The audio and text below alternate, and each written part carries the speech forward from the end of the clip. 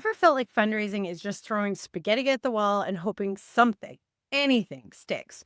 You post on socials, you send out emails, you say a little prayer to the funding gods, and somehow you still come up short. It's exhausting, it's confusing, and let's be real, it's not working the way you'd hoped. But here's a fun fact. The most successful nonprofits, they're not winging it. They're not scrambling at the last minute or reinventing the wheel. They're using a plan, a simple, repeatable fundraising campaign strategy that actually gets results without the overwhelm. And today, I'm going to give it to you. So in this video, I'm walking through the exact steps to plan high-impact annual fundraising campaigns, ones that build momentum, grow your donor base, and help you raise more with way less stress. And stick around because I've got a special freebie for you. It's a campaign planning workbook we created for our nonprofit coaching students, and I'm sharing it with you to help you take action right away. So let's dive in. Because step number one is to get clear on your campaign purpose. Now, before you start designing graphics or writing emails, stop. Take a breath. Because if you don't know the mission spark for your campaign, neither will your donors. So whether it's a year-end appeal to boost revenue before December 31st, or a summer micro campaign to fund a specific project, or a peer-to-peer push where your community raises money on your behalf, each type has a different vibe, a different audience, and a different goal. So start by asking yourself, what's the change I want donors to help create? And it's not just that you need money. Money for what? Maybe it's putting warm, nutritious meals in front of kids who've gone to bed hungry all week, or expanding your shelter so that no senior dog or abused cats gets turned away in the middle of winter, or providing trauma-informed counseling to survivors who have nowhere safe to turn. So when you connect the fundraising campaign to real human stakes, donors don't just give, they join a mission. That's your why. That's your mission spark. That's your purpose. When you get crystal clear on it, everything else becomes easier. Your messages get sharper, your donors feel more connected, and your campaigns, they actually work. So don't skip this step. Write it down. If it only lives in your head, it's not a plan, it's a hope. Now, step two is to set goals that actually make sense. And let's be real, most campaigns sound like this. We want to raise $10,000. Cool, but why $10,000? What's the impact it will create?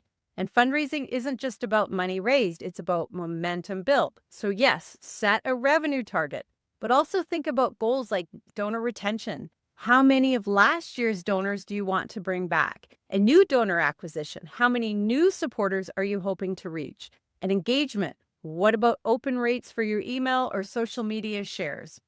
And conversions. What percentage of email readers actually click and then give? These are the real metrics that will tell you what's working and what's not. Now, step three, and trust me, I feel you, I hate budgets. But here's something I see way too often. One of the first things we do inside my coaching program is a full fundraising audit. And I can't tell you how many times we've crunched the real numbers, only to find that a big event, or worse, a campaign, is actually costing the organization money. Because here's something people often miss, and that's staff time. If you spend 50 hours to raise $2,000, you're not really ahead, unless that campaign is bringing in a ton of new donors that you can build long-term relationships with. The truth is, campaigns don't just cost money, they cost time and energy too. So make sure you budget for both. That way you can see what's actually worth it and what's not. Step four is to plan your fundraising campaign message and materials. This is the heart of your campaign, and trust me, it's where so many nonprofits go off track. Taking the time to plan your campaign messaging and visuals before you launch, well before you launch, will save you stress, boost your results, and keep everything aligned and consistent from start to finish. So let's make sure your message moves people. And here's the formula I swear by when crafting fundraising messaging, and that's problem, solution, impact, call to action. And let me show you what it looks like. So instead of saying, we're raising money for our youth leadership program, you could say, every day, teens in our community are slipping through the cracks, left without guidance, support, or hope. So that's the problem. But it doesn't have to be that way. Your gift connects them with trained mentors, skill-building programs, and safe spaces to grow. That's the solution. That kind of support doesn't just change their day, it can change the direction of their entire future. That's the impact. Just $25 gives one teen a full week of encouragement, tools, and hope. Be the reason they don't give up. That's your call to action. Boom. That's clear, emotional, and jargon-free. It hits the heart and tells the donor exactly what their gift will do. And once you've nailed that message, it's a simple copy and paste for everything: emails, social posts, landing pages, thank you notes, and visuals. That way your message stays consistent. And visuals, they matter. So use photos, videos, and even your color palette to reinforce your message. Show faces, show transformation, show what giving does. Bottom line, if your campaign message doesn't make someone stop scrolling or feel something in the first 5 seconds, it's time to sharpen it. So craft messages that hits the heart, not just the head. And step 5, now you're ready to choose your fundraising methods. And you've got a lot of options in terms of fundraising components for your campaigns. So it could be email, direct mail, social media, peer-to-peer fundraising events, matching gifts, corporate sponsors, and so much more. But let's break it down in a few examples. So if I were planning a gala, you might include corporate sponsorships and an online auction and a donation form at the event and follow-up emails to guests. Now, if you're planning a giving day, you're going to need social media posts, email appeals, a dedicated landing page, and maybe even some ambassador outreach. If you're launching a year-end campaign, you could offer gift-in-kind options, use direct mail for older donors, and run last-minute matching gift pushes online. The goal here is to map out all the ways you'll weave fundraising into your campaign. This is what I call your campaign ecosystem. Every moving piece works together towards one goal. So start by listing the methods you'll use, like email, events, or peer-to-peer. And then list the tools you'll need. So think landing pages, donation forms, ticket platforms. The materials you'll create, like your sponsorship package, social media posts, and email appeals. So it's a good thing that you already have your key messages done. And most importantly, make sure everything points back to one clear call to action. Now, speaking of donation platforms and fundraising methods, I want to take a moment to thank our sponsor, Click and Pledge. So from peer-to-peer campaigns, text to give, donation pages, video fundraising, donor outreach, and in-person fundraising, to even Zoom fundraising with their Givent feature, Click and Pledge has you covered. They have transparent pricing, fast payouts, top-notch security, and seamless Salesforce integration. It's built to streamline every aspect of your online fundraising. So this is the all-in-one platform that I personally use and love, so be sure to check them out and see how they can amplify your fundraising. And thank you again to Click and Pledge for supporting educational content like this.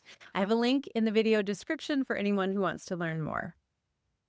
Now back to step 6, creating your marketing plan. Because here's the truth, having a great message isn't enough. Your success depends on getting that message in front of the right people at the right time and doing it consistently.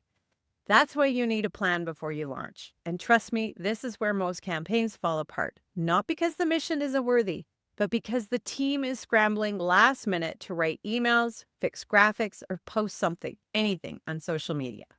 Planning ahead gives you space to get creative, stay calm, and handle whatever curveballs come up. So you're not reacting, you're ready.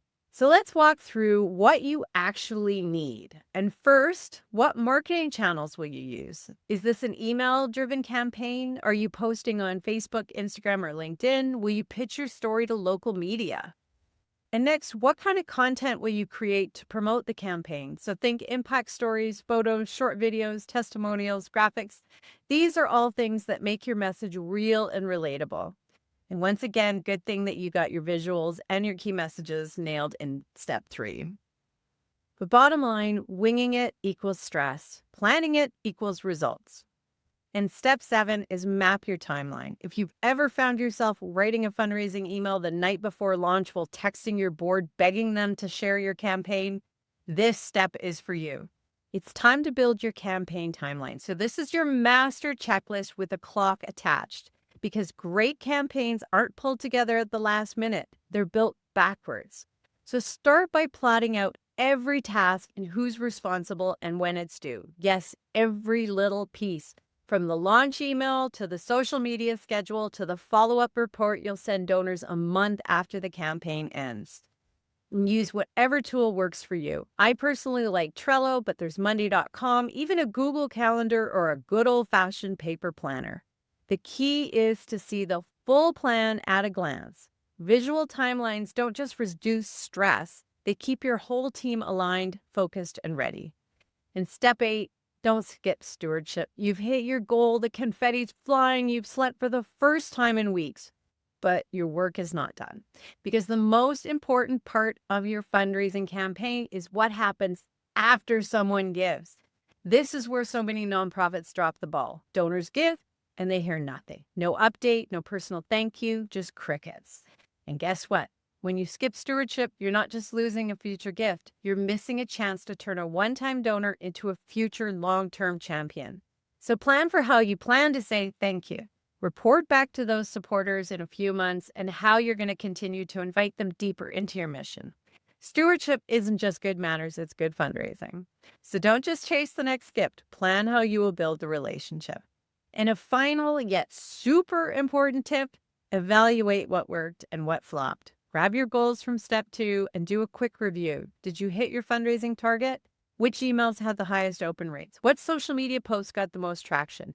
How did the budget hold up? Look at the data, not to beat yourself up, but to level up next time. Success leaves clues, so does failure. Use them and document that process. This will save you future self so much time. So turn your campaigns into repeatable systems, not one-time scrambles. Now, if you want help putting this into action, grab the free campaign planning workbook at the link below or the QR code. It's the exact tool I give my nonprofit coaching students to turn strategy into results. And if you're ready to get serious about your fundraising with my hands-on support, check out my nonprofit coaching program. For the cost of the first big gift, which I'm going to help you secure, we'll build your fundraising strategy and I'll show you exactly how to implement it like a pro. So what are you waiting for? Download the workbook, hit the like, drop a comment with your questions, and I'll see you next week.